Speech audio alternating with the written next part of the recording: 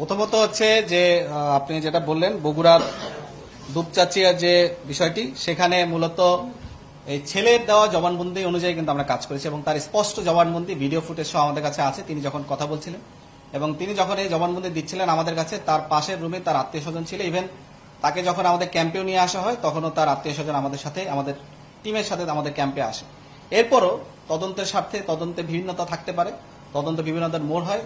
তদন্তকালীন সময় যদি আমাদের কোনো সহায়তা দরকার হয় আমরা অবশ্যই সহায়তা করব। এছাড়াও যেটা বললেন যে আমাদের র্যাবের কোনো সদস্যের জন্য যদি কোনো ধরনের অভিযোগ বা কোনো ধরনের গাফিলতি পাওয়া যায় আমরা অবশ্যই তার ব্যবস্থা নিব এবং আমরা তদন্ত সাপেক্ষে সে ধরনের ব্যবস্থা নেব। আমাদের কাছে যদি অভিযোগ আসে আমরা অবশ্যই এটাকে খতিয়ে দেব।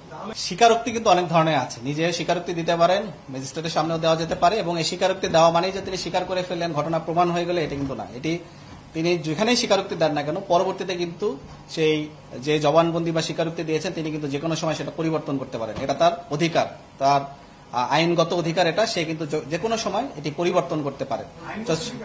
অবশ্যই আইনগত স্বীকারোক্তি আমি যখন দিয়েছি এরপরে যদি আমি এটাকে পরিবর্তন করতে চাই এটা আমার আইনগত অধিকার, আমি যে কোনো সময় এটা পরিবর্তন করতে পারবো।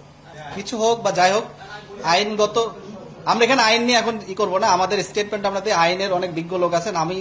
আমি যেটা বলতে চাচ্ছি, কেউ যদি কখনো কোনো স্বীকারোক্তি দেয় সে পরবর্তীতে এটাকে পরিবর্ধন পরিমার্জন করতে পারবেন। এটা তার আইনগত অধিকার। সে তখন বলতে পারে আপনার 164 এর যে সিস্টেম এটাও জানবেন, 161 এর যে সিস্টেম এটাও আপনারা জানবেন। আপনারা অনেক ভালো সাংবাদিক, আমার থেকে বেশি জানেন। কিন্তু আমি যেটা বলতে চাই, আমাদের কাছে তিনি যে ধরনের তথ্য দিয়েছিলেন এবং যে সমস্ত আলামত আমরা তাকে উদ্ধার করেছিলাম তার ভিত্তিতেই মূলত আমরা এটাই করেছিলাম। এরপরেও আমাদের যদি কোনো গাফিলতি থাকে এটি একটা তদন্তাধীন বিষয়, উভয় সংস্থায় তদন্ত করছে।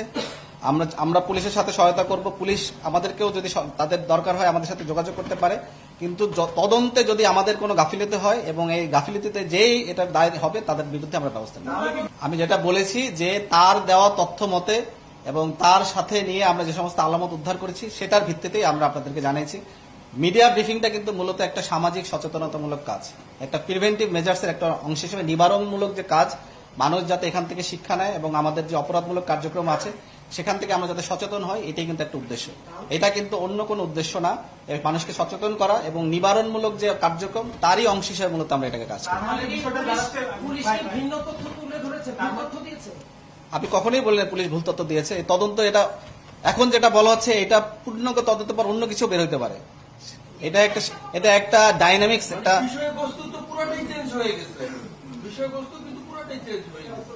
আমি আপনাদেরকে স্পষ্ট করে বলতে চাই, র্যাবের এই তদন্তে যদি কোনো গাফিলতি থাকে এবং কোনো ধরনের যদি আমাদের তথ্যগত বা প্রক্রিয়াগত কোনো ধরনের ভুল থাকে এবং এই প্রক্রিয়ার সাথে যদি কেউ দায়ী হয় তার বিরুদ্ধে যথাযথ ব্যবস্থা গ্রহণ